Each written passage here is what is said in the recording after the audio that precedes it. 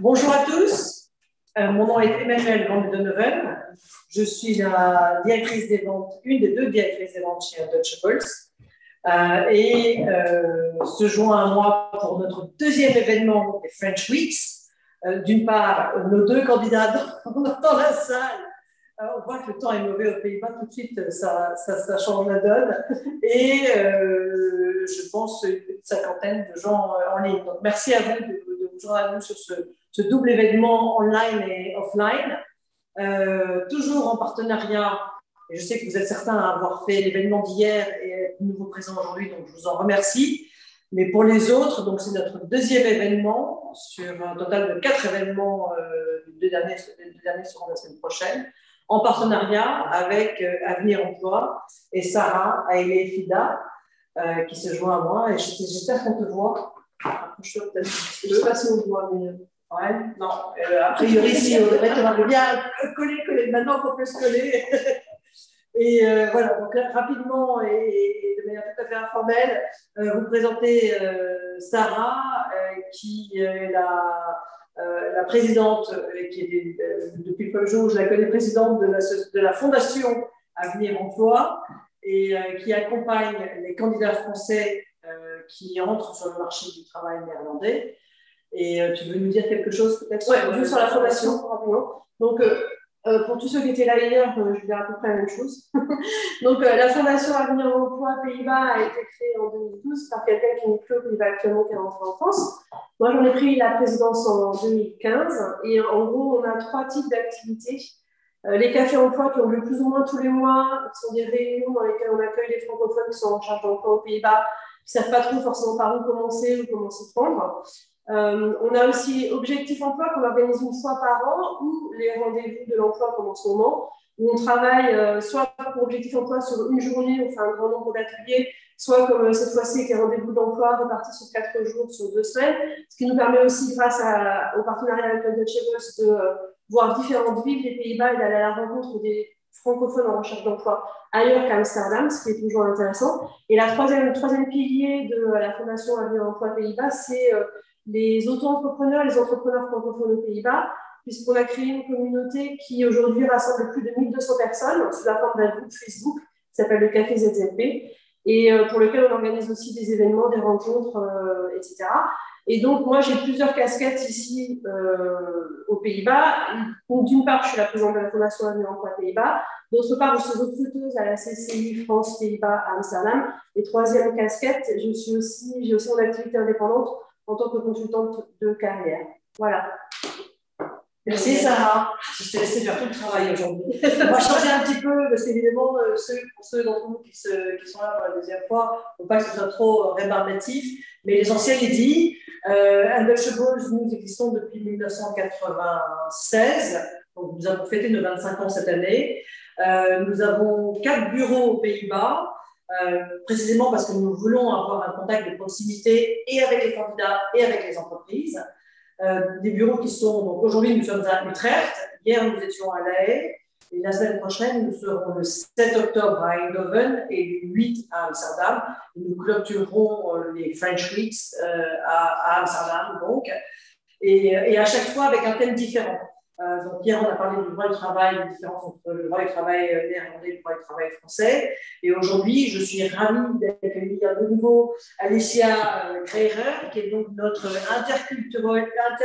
coach et trainer interculturel, qui a travaillé depuis plus d'une dizaine d'années avec française, évidemment, je devrais le mentionner, parisienne même, je devrais dire, qui a depuis plus d'une dizaine d'années en fait travaillé avec les sociétés internationales, aussi bien en France qu'aux États-Unis et puis finalement aux Pays-Bas depuis 2002. Et Alicia les aide dans l'implantation de solutions interculturelles spécifiques et uniques à chaque société, bien entendu. On t'accueille aujourd'hui pour la deuxième fois. On a fait un webinaire au mois de mars avec toi, justement pour arriver à manager avec succès la situation dans laquelle on était et le travail à distance. Et donc aujourd'hui, on va parler des différences interculturelles entre la France et les Pays-Bas. Vaste sujet s'il en est, et sujet toujours en évolution. Donc, je te laisse la parole. Merci par avance. Merci. Juste une dernière petite explication entre le offline et online, parce qu'on a voulu innover et combiner les deux dans cette période de transition. Je vais de mon côté sur le chat. Si vous avez des questions, envoyez-les sur le chat et dès que je pourrai, je les relayerai avec Alicia. Ceux qui sont sur place, merci d'être sur place, vous pouvez évidemment poser des questions. Et on va avoir, parce qu'Alicia aime bien les sessions assez interactives, donc on va avoir des interventions et des enquêtes qui vont être faites par menti.com. Et à ce moment-là, pour vous qui êtes ici, on va vous demander de sortir vos téléphones et de répondre sur vos téléphones. Pour ceux qui sont en ligne, vous pourrez vous connecter directement sur menti.com et je vais vous donner le code dans le chat. Et à un moment, on va faire passer une petite vidéo. Et la petite vidéo, c'est pareil, je vais vous donner le lien dans le chat. Et à vous de le. Alors, peut-être ici, vous la verrez ici. Mais c'est surtout pour des questions d'audio. Pour ceux qui sont en ligne, vous aurez juste à copier et utiliser le lien que je vais vous envoyer dans le chat. Voilà. Avant, on arrête un petit peu long sur les. Pas de problème, merci beaucoup, Emmanuel. Et bonjour à tous. Bonjour à tous. Vous allez voir mes yeux qui vont bouger un petit peu entre les participants dans la salle et les participants en ligne. J'espère que c'est OK pour vous. Le plus important, de toute façon, c'est la présentation. Donc, comme Emmanuel l'a dit, nous allons parler des différences interculturelles entre la France et les Pays-Bas. Mais avant de commencer, j'aurais une toute petite question à vous poser, qui est de savoir, si mon pointeur veut bien fonctionner, depuis combien de temps, et ça ne fonctionne pas, je crois, depuis combien de temps vous êtes aux Pays-Bas? Donc, pour commencer, c'est la première question qu'on va vous poser avec Mentimeter. D'accord. Alors, en fait, je le vois ici, mais je ne la vois pas sur cet écran-là. Donc, en ligne, vous pouvez sans doute voir ce qui se passe. En revanche, dans la salle, vous avez l'écran d'accueil. Donc, en tout cas, pour tout le monde, on peut se retrouver sur menti.org.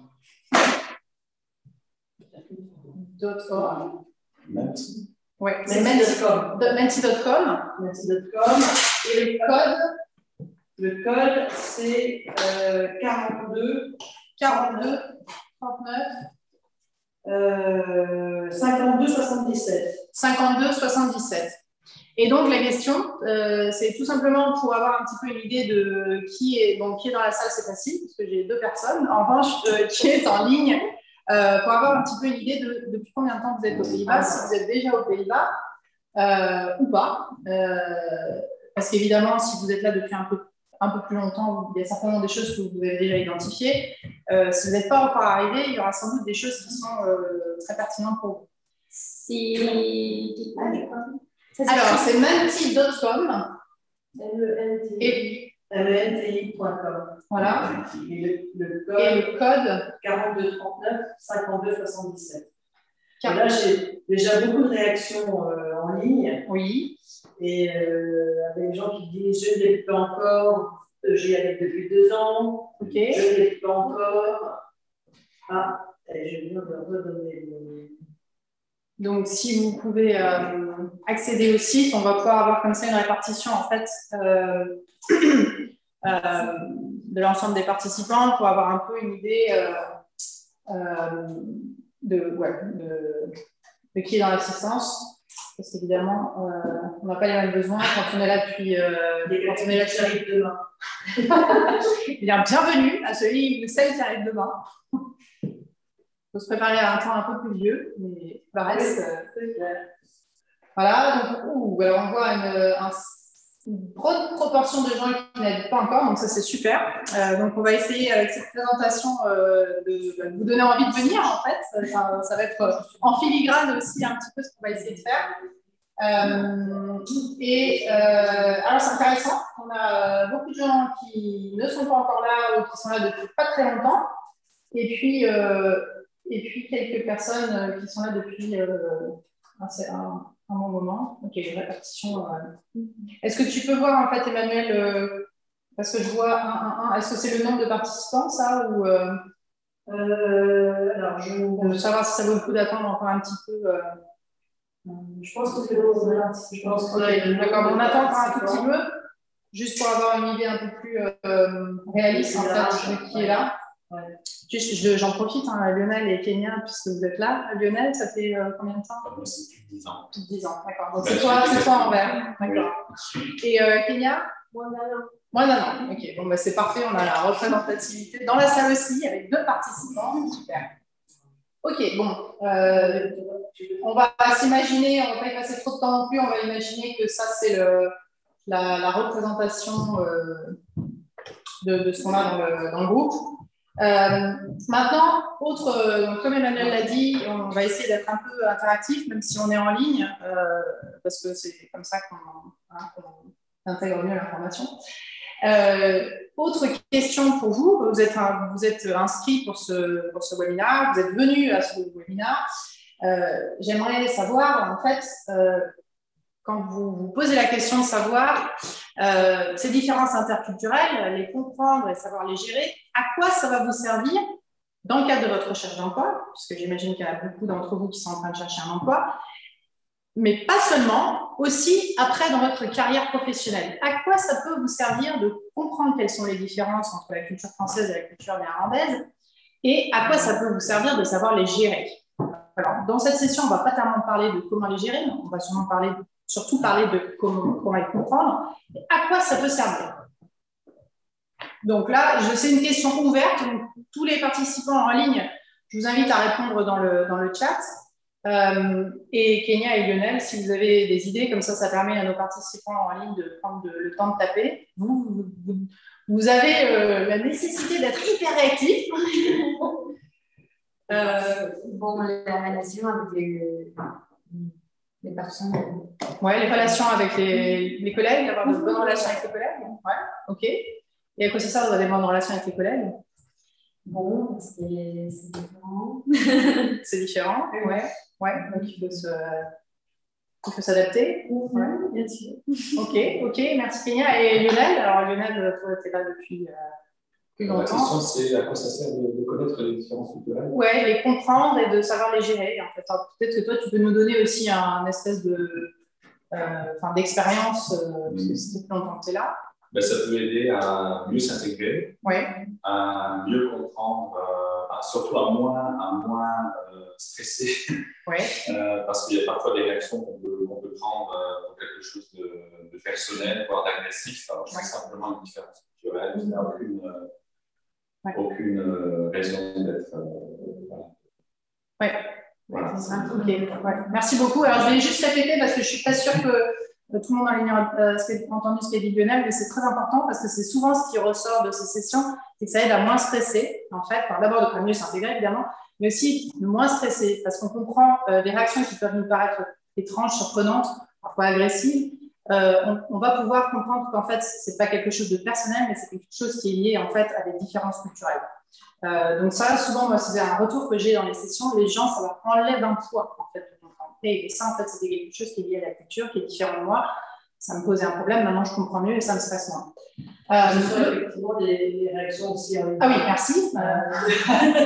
S'intégrer facilement, facilité d'intégration, pouvoir adapter son discours et son CV à son interlocuteur, c'est hyper important, effectivement, et éviter des erreurs basiques. Oui. Et je vais ajouter encore autre chose. Alors, vous avez peut-être ou peut-être pas entendu parler de quelque chose qui s'appelle, en anglais, ça se dit homophilic diversity. Je ne sais pas trop comment on traduit la diversité homophilique. Ça veut dire qu'en fait, naturellement, on a tendance à préférer passer du temps avec les gens qui nous ressemblent, qui pensent comme nous, qui sont d'une façon ou d'une autre similaires à nous. C'est un biais qu'on a, qui vient de l'évolution.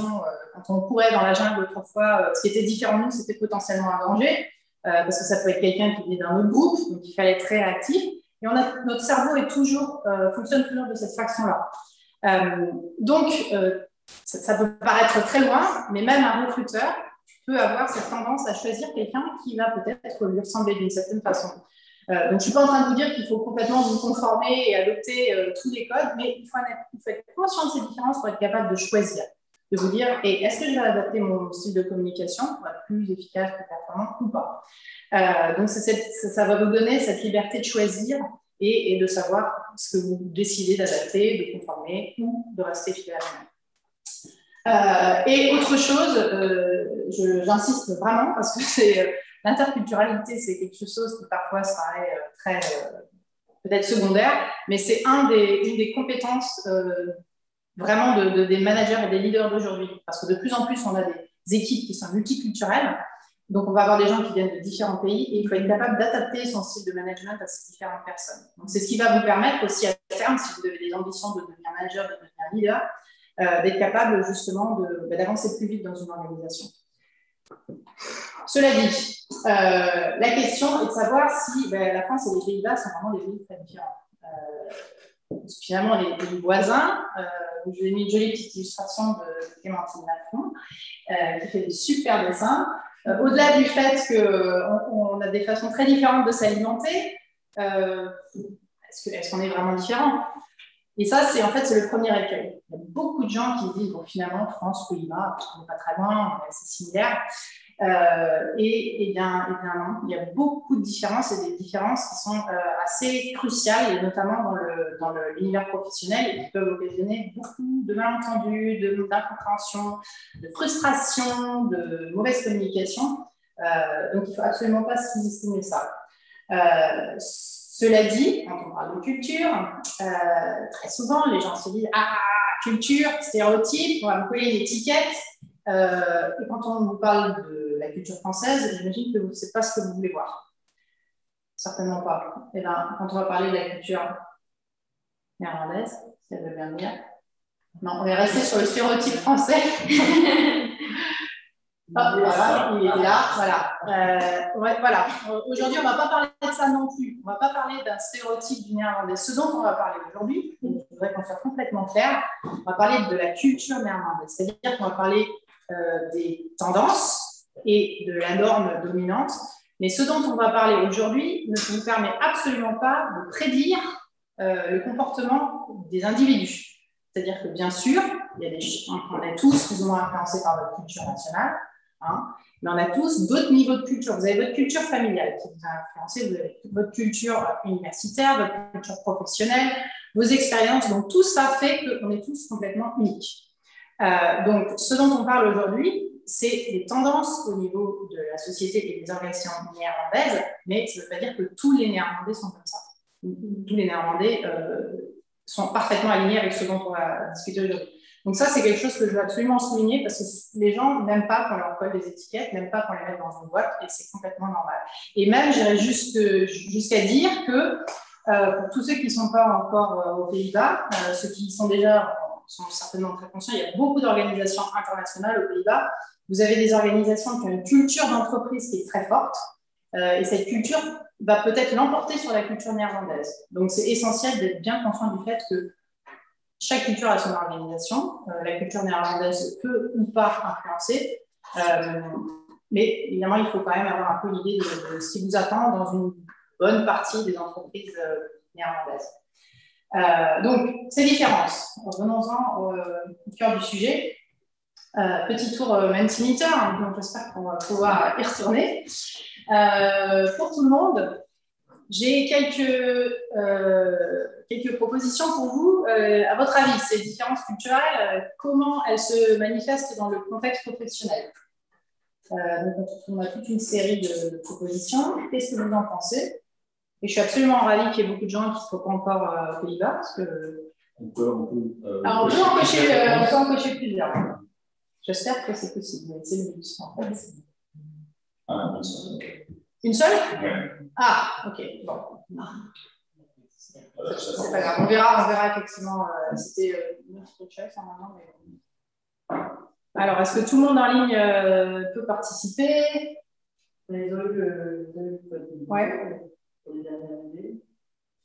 Alors, qu'est-ce qu'on voit qui... Alors, je vois que la hiérarchie est très populaire, effectivement. Processus décisionnel, les relations entre collègues. OK. Et la longueur de journée. Ouais. OK. Alors, personne n'a choisi la pause déjeuner, ni les fêtes d'anniversaire, ou la tenue vestimentaire, les relations hommes-femmes. En fait, cette question que je vous ai posée, Donc, j'aimerais avoir les résultats, mais bon, ça dure un petit peu longtemps et puis on a juste 1 heure, donc on va avancer. Mais c'était une question piège parce qu'en fait, les différences culturelles se manifestent à tous ces niveaux-là. Dans une plus ou moins grande mesure, mais à tous ces niveaux, vous aurez des choses qui vont vous surprendre. La tenue vestimentaire, notamment, ça pourra certainement vous étonner de voir qu'on a souvent... ça dépend aussi de l'organisation, mais comparé à la France, on a quand même une tenue vestimentaire qui est beaucoup plus informelle et relaxe. Les fêtes d'anniversaire, vous découvrirez, et la pause déjeuner, préparez-vous à prendre à manger vite. Voilà. Peut-être pas avoir faim, mais à savoir manger en une demi-heure. Mais vous découvrirez que ça peut avoir de grands avantages aussi. Donc, merci à tous d'avoir participé. On va retourner dans la présentation et on va regarder un petit peu de quoi on va parler pour le reste de la présentation. Comme vous le voyez, il y a beaucoup de différences. On a juste 1 heure, donc on ne va pas parler de tout. On va faire un focus sur 3 éléments. L'égalitarisme, le rapport au temps et la communication. 3 éléments que j'ai choisis parce que ce sont des éléments sur lesquels il peut y avoir beaucoup de malentendus et qui vont avoir un véritable impact sur votre capacité justement à vous intégrer, à bien fonctionner dans un environnement néerlandais. Alors, l'égalitarisme, qu'est-ce que ça veut dire? C'est très lié à ce que vous aviez en grande partie sélectionné au début, la hiérarchie. Qu'est-ce que ça veut dire l'égalitarisme? C'est en fait l'idée qu'en fait, on est tous égaux et qu'on doit tous bénéficier de droits égaux, quel que soit le domaine. Donc vous allez me dire, mais aussi en France, égalité, liberté, égalité, fraternité. Et moi, ce que je pensais aussi, et jusqu'au jour où j'ai rencontré mon mari, il y a très longtemps, en France, il m'a dit, mais vous, les Français, vous n'êtes pas du tout égalitaires, vous êtes élitistes. Et alors là, je me dis, quoi? Comment ça, on est élitistes? Liberté, égalité, fraternité. Et en fait, c'est en arrivant aux Pays-Bas que j'ai compris que l'égalité, comme beaucoup de choses, était un concept relatif et que tout dépend d'où on vient, que l'égalité peut prendre plusieurs formes, qu'elle peut être plus ou moins grande, et que par rapport, parce que les différences culturelles, c'est toujours, on met les choses en perspective, hein, on compare et tout est relatif, la société néerlandaise est plus égalitaire que la société française. Pourquoi je vous parle de ça? Vous allez me dire, ok, concept très intéressant, mais quel rapport avec le schmilblick, mais quel rapport avec l'univers professionnel? Comme vous l'avez dit tout à l'heure, ça a un grand rapport avec la hiérarchie et le pouvoir. Avant de rentrer plus dans le détail, on va regarder juste une petite vidéo, c'est un peu moins aussi de l'univers professionnel, mais qui, à mon sens, traduit très très bien cette idée d'égalitarisme. Alors, pas tout de suite, je veux juste poser une question. Je ne sais pas si vous voyez le personnage principal de la vidéo, si vous voyez déjà la vidéo. Alors, est-ce qu'on le reconnaît? Qui est ce monsieur avec les lunettes? C'est le Premier ministre des Pays-Bas depuis un bon moment, et probablement encore 4 ans. Donc, c'est Mark Rutte. Si je vous montre cette vidéo, ce n'est pas parce que je suis spécialement fan de lui, mais simplement parce que cette vidéo est assez représentative de cette idée de comment est-ce qu'on répartit le pouvoir et l'autorité aux Pays-Bas. Donc, on peut lancer la vidéo.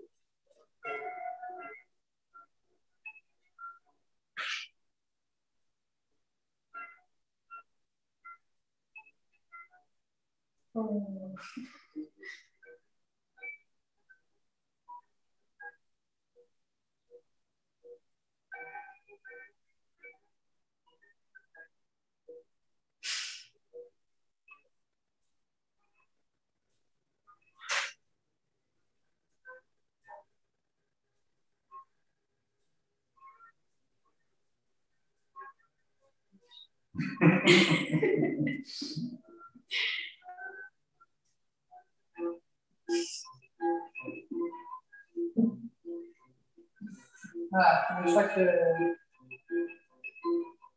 le message est clair. Donc, je ne sais pas si tout le monde a réussi à... Ouais, alors on va juste poser la question, est-ce que tout le monde a pu la regarder en ligne? Dites-nous OK, si c'est bon.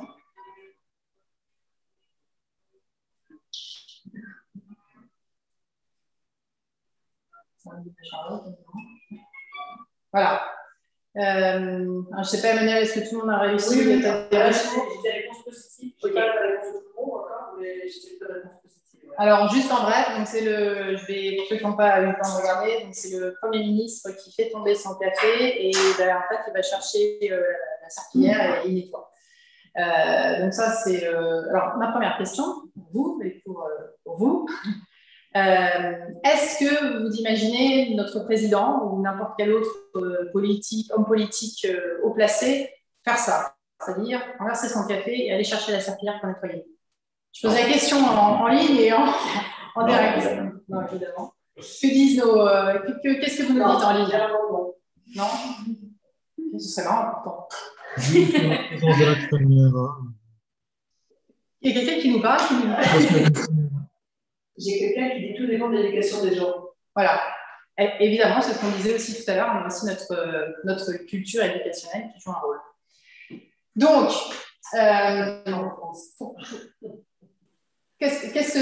pourquoi je vous montre ça? Simplement pour, donc là, c'est le Premier ministre, mais dans une organisation aussi, il y a cette idée que, comme il y a l'égalitarisme, il n'y a pas de raison que ce soit toujours les mêmes qui fassent les tâches les plus ingrates et que tout le monde doit mettre la main à la pâte. Et ça, c'est quelque chose qui pourra vous surprendre, mais qui est véritablement bien ancré en fait, dans le fonctionnement des organisations.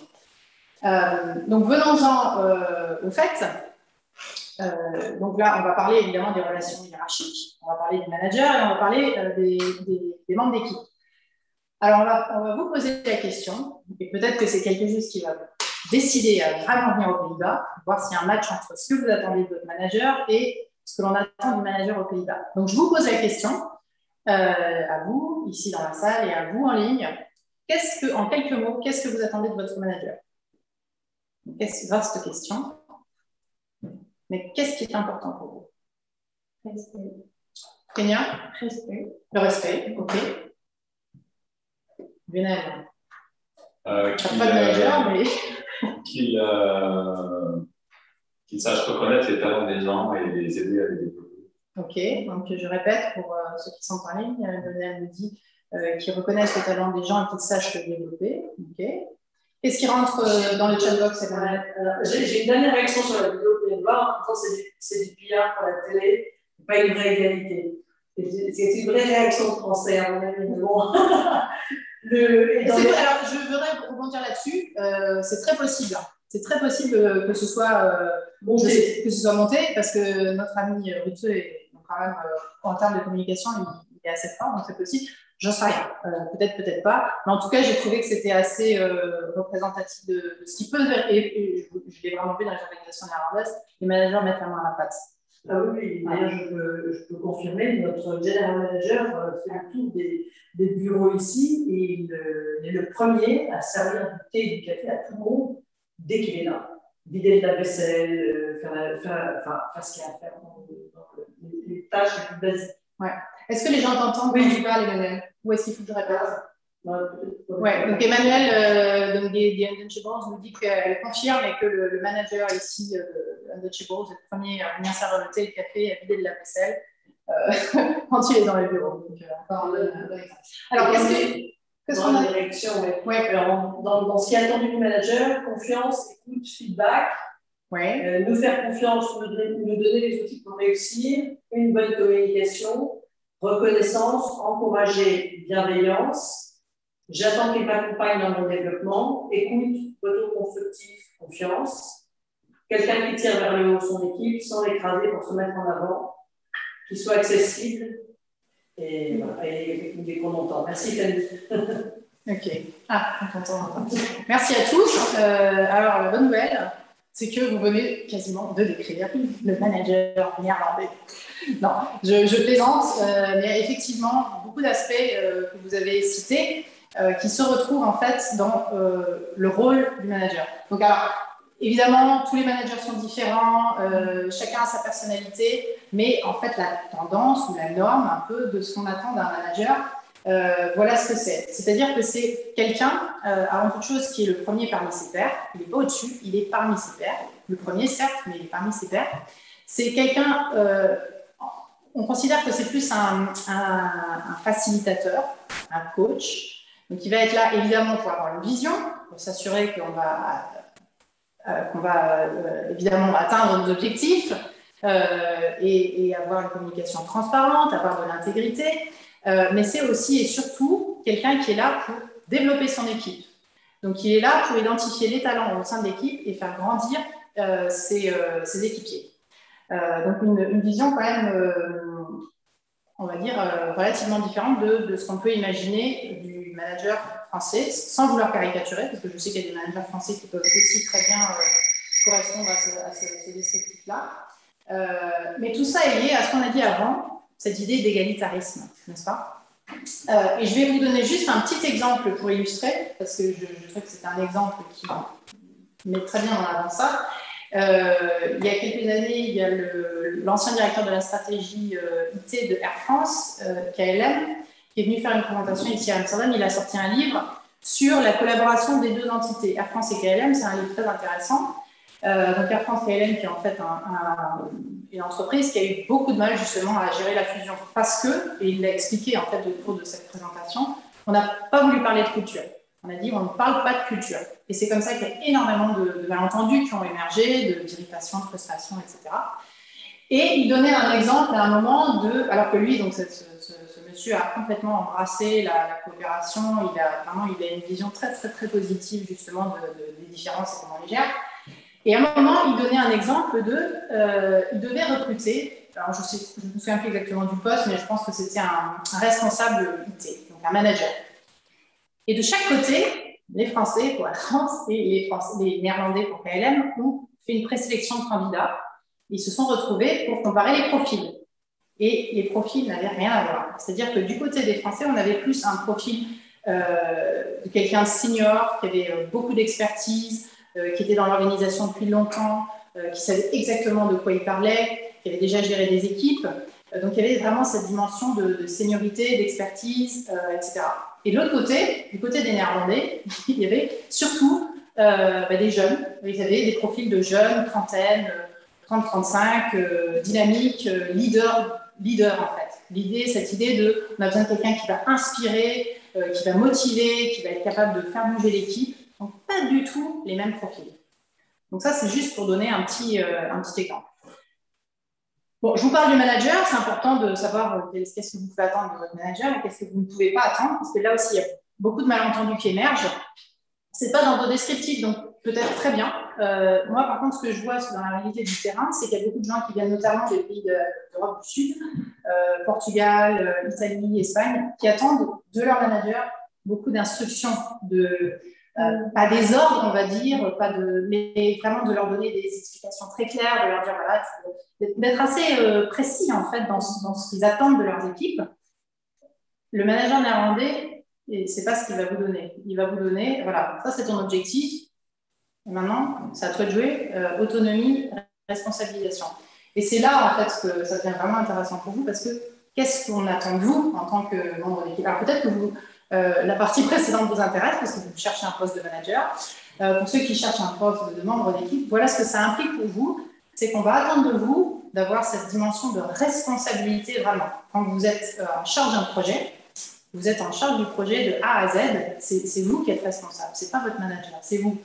Il y a cette notion de capacité à travailler de manière autonome. Donc, si vous avez besoin de quelque chose, il faut le dire, mais sinon, vous travaillez de façon autonome. Une attitude assertive et proactive. Qu'est-ce que ça veut dire assertive? Ça veut dire que quand il y a quelque chose qui ne vous convient pas ou avec quelque chose avec quoi vous n'êtes pas d'accord, il faut le dire. Et enfin, une attitude proactive, et ça, je l'ai entendu aussi souvent, notamment dans le contexte de Untouchables et Avenir Emploi. Si vous voulez plus de responsabilité, il faut le dire. Il faut dire, moi, voilà, j'ai envie de faire ça. Donc, c'est vraiment cette notion d'autonomie, de capacité à travailler, de prise d'initiative qui est absolument essentielle. J'aurai encore des exemples à vous donner, mais on n'a pas plus beaucoup de temps, donc on va avancer pour passer à notre deuxième thématique, qui est le rapport au temps. Alors, le rapport au temps, vous allez me dire le temps, Quoi, le temps, quel rapport, pourquoi c'est important? Le temps, c'est ce qui peut vraiment, véritablement faire échouer lamentablement un projet qui fonctionnait très bien. Parce qu'on n'a pas la même conception du temps, on n'a pas le même rapport au temps, et qu'il y a pas mal de malentendus qui peuvent émerger de ça. Donc pour illustrer ce propos, je vais poser un dilemme. Vous êtes sur le point de rentrer dans une... alors de nouveau, préparez-vous, même timideur, de rentrer dans une réunion très importante avec vos collègues, et au moment où vous allez rentrer dans la réunion, 1 minute avant, votre manager vous envoie un petit message et vous dit « Appelle-moi, c'est urgent ». Qu'est-ce que vous faites? Option A, je ne vais pas vous dire d'erreur, vous dites à votre manager que vous avez une réunion importante et que vous le rappellerez plus tard, quitte à ne pas très content, ou option B, vous l'appelez effectivement et vous arrivez en retard à votre réunion. Alors, qu'est-ce que vous faites? A ou B, en pensant à ce qu'on vient de dire avant. Alors là, c'est évidemment moi qui noté. Merci pour ce partage très équitable de réponse. Ah, voilà. On va attendre un petit peu pour voir qui gagne. Mais les avis sont partagés, on peut dire. Alors, on va demander dans la salle, qu'est-ce que Lionel et Kenya pensent? Moi, j'aurais appelé le manager avant la réunion. Ah, ok. Merci Lionel. C'était très français. Ah. Kenya, tu rappelleras aussi? Ok. Alors, évidemment, c'est une situation qui est hors de son contexte, donc chacun a le droit d'imaginer ce qu'il veut. Mais sachant que, pour l'égalitarisme, votre manager est un père parmi les autres, et peut-être ce qu'il va vous dire n'est pas si important que ça, et que la réunion que vous avez est très importante, et que le temps, on va détailler dans une seconde, est quelque chose d'absolument crucial, la réponse B, donc, la réponse A, pardon, qui consiste à dire à votre manager que vous avez une réunion importante et que vous le rappellerez après la réunion, est la plus appropriée, parce qu'il peut très bien comprendre, ok, il a un engagement, il ou elle a un engagement, et il est censé respecter cet engagement à commencer à l'heure, sachant qu'il n'est que le premier parmi les pairs. Okay.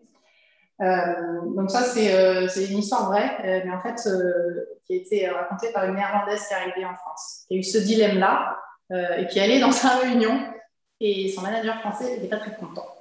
Voilà. Donc, juste, j'ai inversé les choses, mais c'est une histoire vraie. Donc, revenons au temps. Le temps, comme on disait, c'est quelque chose d'essentiel parce que, et ceux qui vivent déjà aux Pays-Bas s'en sont sans doute rendus compte, aussi bien au niveau professionnel qu'au niveau social, le temps, c'est quelque chose de presque tangible. C'est presque quelque chose qu'on peut toucher. C'est ce qui va structurer notre journée, c'est ce qui va structurer notre semaine, c'est ce qui va structurer l'organisation du temps. On est assez linéaire dans son rapport au temps, c'est-à-dire que vous ne faites pas 3 choses en même temps, notamment dans les réunions, par exemple. Quand on a une réunion, elle commence à l'heure, elle finit à l'heure, on a un agenda, on traite des sujets les uns après les autres. Et s'il y a quelque chose, une nouvelle idée, un nouveau sujet qui émerge au cours de la réunion, si la réunion est terminée, on ne va pas prolonger la réunion pendant une demi-heure, on va fixer une nouvelle réunion pour en parler. Donc le temps est en fait quelque chose de vraiment prioritaire. Donc qu'est-ce que ça veut dire pour vous, parce que c'est surtout ça qui nous intéresse, c'est qu'il est très important de respecter le planning. C'est-à-dire que c'est pas quelque chose d'optionnel, c'est pas quelque chose de facultatif, c'est pas quelque chose qu'on suit plus ou moins. Le planning, c'est quelque chose de clé qu'on respecte à la lettre. Et si vous vous rendez compte que, par malchance, vous n'allez pas pouvoir respecter les délais qui vous sont impartis, il faut le signaler le plus tôt possible, de manière explicite, pour qu'on puisse réajuster le planning. Donc, c'est pas la fin du monde, hein, si on n'arrive pas à respecter les délais, mais il faut être capable de recadrer son planning pour qu'on puisse continuer à suivre le planning. Et il y a cette notion aussi de réactivité. Donc la ponctualité, là c'est pareil, la ponctualité, évidemment c'est un peu très zéroir, on dit en France, mais la ponctualité ici, c'est à 5 minutes près. J'ai 2 exemples personnels à vous donner qui illustrent assez bien un tout à fait au début de ma carrière et un il y a 2 ans. Donc parfois on se laisse encore rattraper par les mauvaises, enfin pas les mauvaises, mais par le naturel, on va dire. Tout à fait au début de ma carrière ici aux Pays-Bas, avant d'être formatrice, j'ai travaillé comme chargée de projet marketing et communication. Et tout à fait au début, j'ai travaillé ici pour l'Office de tourisme français de la France. Donc mes clients, c'était en fait des régions françaises qui venaient faire de la promotion ici aux Pays-Bas pour attirer davantage de touristes néerlandais en France. Donc c'était mes clients. Donc les comités régionaux du tourisme, les comités départementaux du tourisme. Mais j'avais aussi des partenaires ici aux Pays-Bas. Et ces partenaires aux Pays-Bas, c'était des agences de communication, des agences médias, qui publiaient des articles sur ces régions, qui publiaient des rédactions en ligne, etc.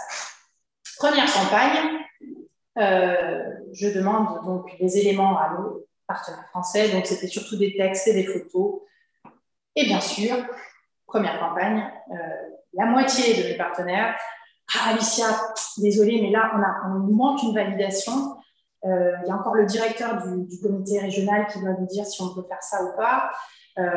Donc, désolée, mais on aura les éléments seulement dans 3 jours. Et 3 jours, c'est pas très grave, quoi.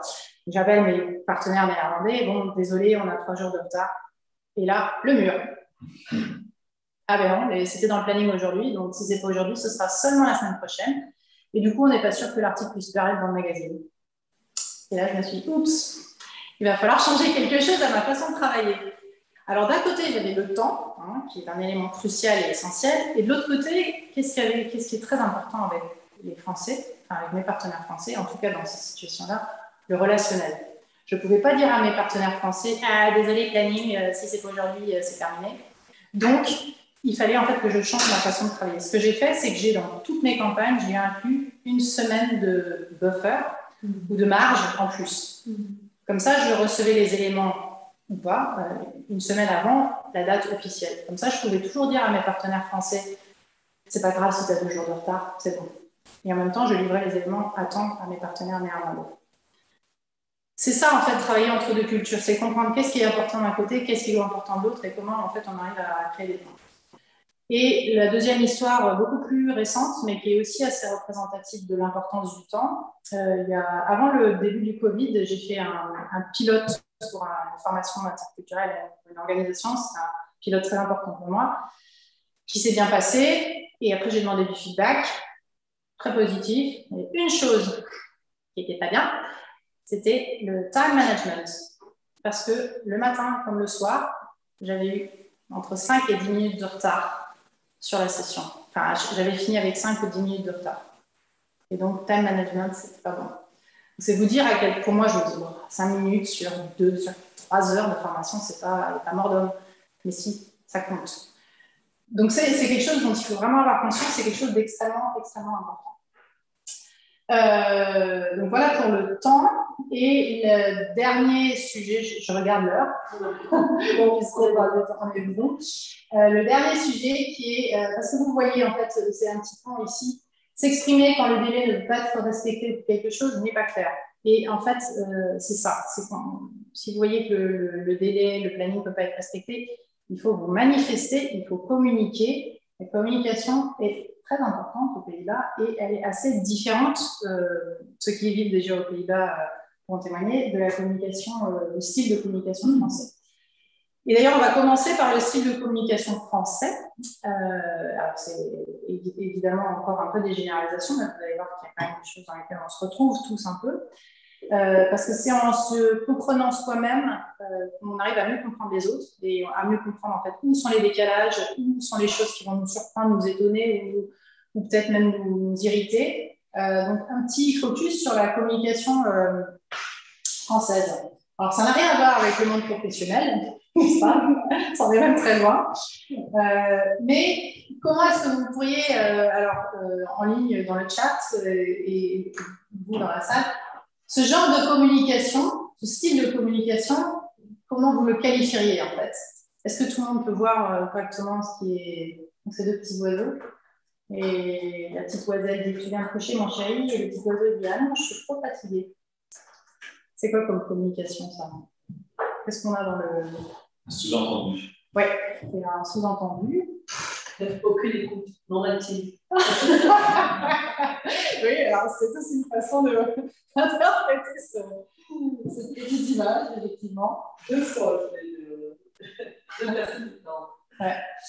Alors, Lionel nous a dit sous-entendu. Effectivement, c'est sous-entendu, en fait, il faut lire entre les lignes. C'est de la communication indirecte ou implicite. Et nous, les Français, on est quand même les champions de ça. L'implicite, les sous-entendus, c'est pas des choses qui sont traduisibles ou qui existent dans toutes les cultures. Hein. Le deuxième degré, ces choses, c'est très, très spécifique. Alors, on peut être aussi bien dans la confrontation, on peut être très direct, mais on est aussi souvent dans ce qu'on appelle une communication indirecte ou une communication implicite, faut être capable de lire entre les lignes. Ce qu'on dit n'est pas forcément ce qu'on veut dire, le message n'est pas forcément dans les mots, le message il peut être dans le contexte, il peut être dans le non-verbal, il peut être dans la relation qu'on a avec la personne, et il faut être capable de décrypter tout ça.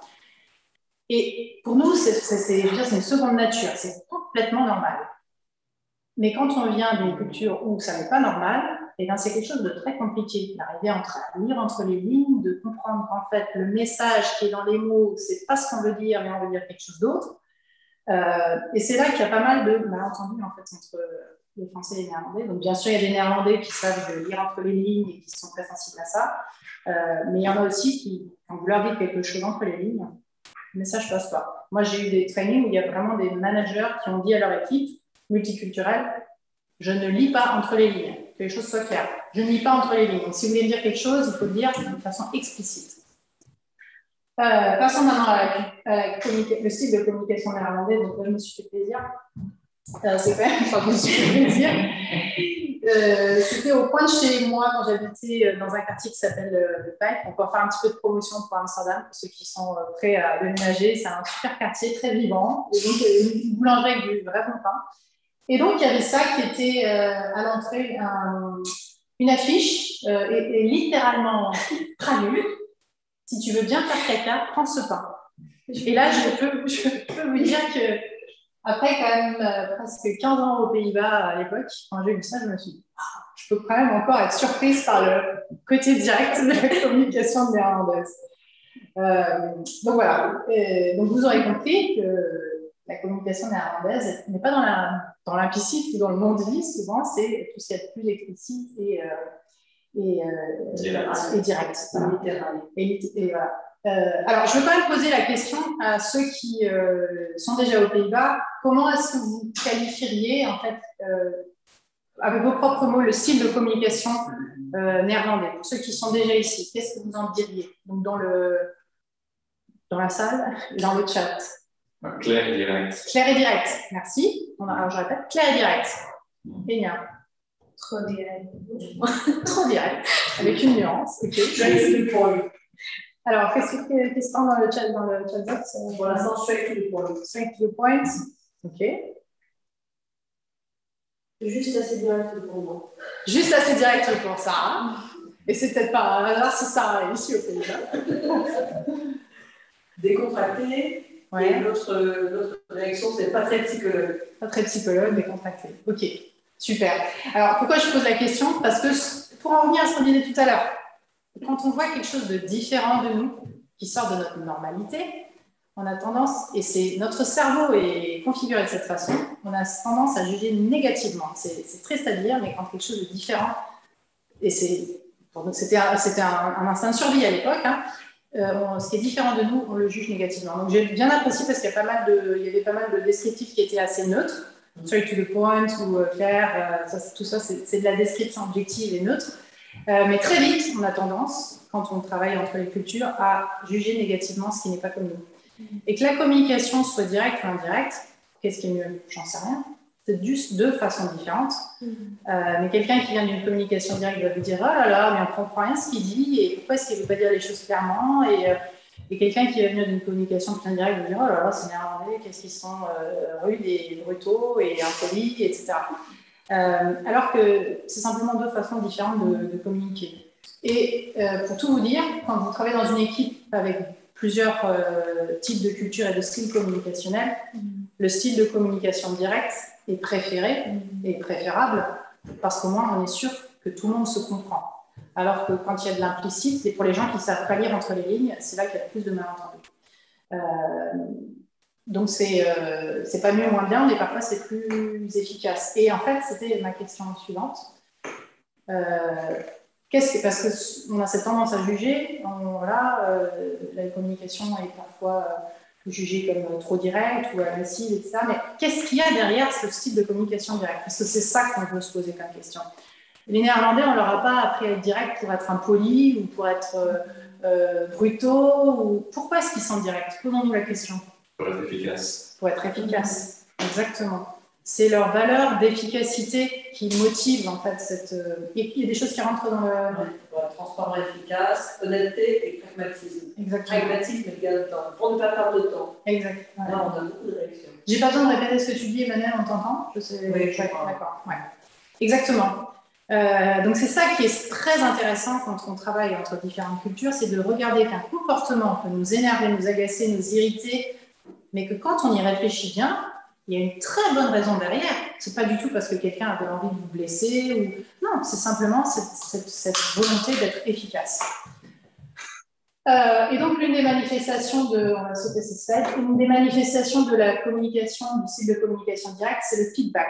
Et ça remonte aussi souvent, notamment une fois j'ai eu une participante japonaise dans une formation qui n'est pas excellente. Le style de communication japonais est extrêmement implicite, parfois tellement, pour nous, c'est parfois, il faut lire le silence en fait.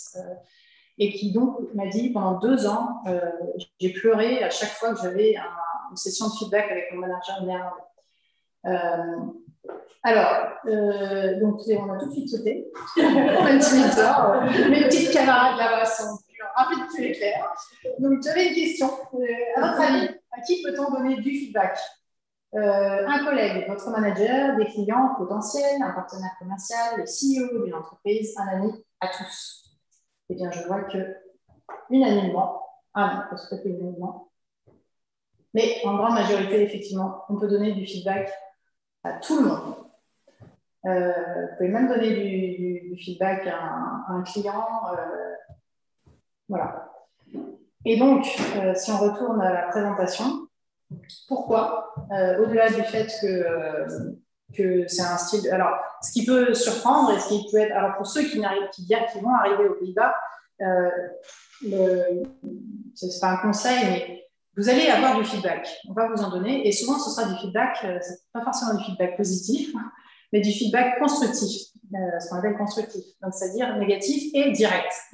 Et on n'est pas toujours habitué à ça, on ne prend pas toujours ça très bien, mais quelque chose qui peut vous aider à mieux accepter ce feedback. Alors, c'est de vous dire déjà qu'il y a cette volonté d'efficacité derrière, et que pour un Néerlandais, le feedback, c'est un cadeau. Si je te donne du feedback, et que c'est du feedback direct et négatif, c'est pas pour être méchant, c'est pas parce que je t'aime pas, c'est parce que je considère que tu as du potentiel à t'améliorer et que je vais t'aider en te donnant du feedback. Donc je te fais un cadeau, je te donne du feedback pour que tu t'améliores, pour que tu deviennes encore meilleur. Et très honnêtement, si on ne vous donne pas de feedback, c'est pas forcément bon signe. Ça peut vouloir dire, en tirant un petit peu par les cheveux, mais ça peut vouloir dire qu'on considère que vous n'avez pas de potentiel. Et du coup, c'est même pas la peine de vous donner du feedback. En revanche, si on pense que vous pouvez vous améliorer, que vous avez la volonté de vous améliorer, qu'on vous voit grandir dans une organisation, le feedback sera un des outils principaux pour ça. Alors, pour en revenir à vous, parce qu'on parle des managers ou des gens qui vous entourent, mais vous, en tant que membre d'équipe, en tant qu'employé, en tant que manager, en tant que membre d'une organisation, qu'est-ce que ça veut dire pour vous? Et ça veut dire que le feedback, il faut savoir l'accepter, mais il faut aussi le donner. Donc, il faut le donner à vos pairs et il faut le donner aussi à votre manager. Et ça, c'est aussi très souvent un grand sujet de malentendu entre des managers néerlandais et des employés d'autres cultures. Les managers néerlandais, et ça, vraiment, je l'ai entendu des centaines de fois, me disent, en fait, ils ne disent rien, mais pour moi, tout va bien. C'est-à-dire que si vous ne partagez pas avec votre manager le fait qu'il y a des choses qui ne vous conviennent pas, ou que vous n'avez pas compris quelque chose, ou que vous avez envie de faire les choses différemment, ou que vous n'êtes pas d'accord avec sa façon de faire, eh bien, pour lui, c'est que tout va bien. Parce qu'il considère que si vous avez quelque chose à dire, vous le direz. Donc, il faut faire très attention à ça. S'il y a quelque chose qui ne va pas, il faut partager. Il faut... J'ai des choses dans le chat. Oui, pardon, mais justement, effectivement, c'est exactement ce que tu dis. Ouais. Quelqu'un qui dit, et Jocelyne qui demande, mais est-ce que c'est français de donner du feedback seulement quand quelqu'un le demande? Alors, c'est toujours, merci pour, c'est Jocelyne, c'est ça? Jocelyne. Oui, Jocelyne, merci Jocelyne. C'est très bien. Alors, on peut faire toute une session sur comment donner du feedback, parce qu'évidemment, il y a façon et façon. Mais de demander, c'est une très bonne chose. Est-ce que je peux te donner du feedback? Mais on va certainement vous le demander. En revanche, quand il s'agit de quelque chose qui ne vous convient pas, par exemple, je ne sais pas, vous êtes ou quelque chose que vous ne comprenez pas, il faut communiquer, il faut être transparent, il faut être clair, il faut dire les choses. On vous en voudra beaucoup plus de ne pas avoir dit les choses, d'avoir dissimulé des choses, plutôt que d'avoir donné du feedback peut-être un peu trop direct ou un peu trop agressif. Donc, c'est très important en fait de communiquer. Et d'avoir cet esprit de critique constructive. Et pour des Français, le fait de temps en temps dans des sessions, de demander à un Français et à un Néerlandais de donner du feedback à un manager, les Néerlandais n'ont aucun problème à donner du feedback à un supérieur hiérarchique. Pour les Français, c'est souvent très difficile. C'est vraiment une gymnastique à laquelle on n'est pas forcément... Alors, il y a certainement des organisations en France de plus en plus qui introduisent ça, mais ce n'est pas forcément les habitudes. Voilà, donc en termes de communication, communication claire, transparente, le partage d'informations aussi, c'est quelque chose de très important. Et ça, c'est lié aussi au style de communication, contrôler ses notes à part, mais ça compte aussi contrôler ses émotions. Donc, c'est pas du tout, comment dire, d'avoir des sautes d'humeur, des émotions très, d'exprimer de façon très vive ces émotions, que ce soit la colère, d'avoir des conflits, ou au contraire, ces choses qu'on ne fait pas non plus dans l'organisation française, mais le contrôle des émotions est quelque chose de très prégnant, en fait, aussi bien dans l'univers professionnel que dans l'univers personnel. Les émotions ne transparaissent pas beaucoup, et c'est considéré comme non professionnel, en fait, de montrer ces émotions de manière très expressive. Voilà, et donc, pardon. Donc, c'était le dernier sujet. Comme on l'a dit, il y a beaucoup d'autres sujets. Là, il est presque l'heure. Donc, il y a beaucoup d'autres sujets sur lesquels nous avons des différences. Donc, voilà une petite liste qui est exhaustive. Le fait qu'on donne la priorité plutôt aux tâches qu'aux relations. Comment on construit la confiance, l'équilibre entre la vie privée et la vie professionnelle. Comment on considère une erreur. Est-ce que c'est quelque chose qu'il faut éviter absolument ou est-ce que c'est quelque chose dont on peut apprendre? L'expression des émotions, on va en parler. La négociation, est-ce qu'il doit y avoir un gagnant et un perdant ou est-ce qu'il doit y avoir deux gagnants? La prise de décision, est-ce que c'est quelque chose de collégial où tout le monde participe ou est-ce que c'est quelque chose de chacun? Voilà, d'autres sujets en fait où on est aussi tous, où on a quand même de grosses différences. Et donc on pourrait parler dans une autre session. Et pour finir, juste une dernière question pour tout le monde, parce que là nous en parlons des différences. Comprendre les différences, les identifier, les repérer, c'est la toute première étape. Ensuite, il faut savoir qu'est-ce que j'en fais, en fait. Et je voudrais juste poser la question pour vous inviter à commencer à y réfléchir. Quelles sont, à votre avis, les qualités essentielles pour bien travailler entre différentes cultures? Qu'est-ce qui est important d'avoir? Donc, dans le chat, et ne pas juger. Ne pas juger, ouais. Ouais, exactement. Voilà, il y a plein de compétences qui sont plein de qualités. Kenya, qu'est-ce que...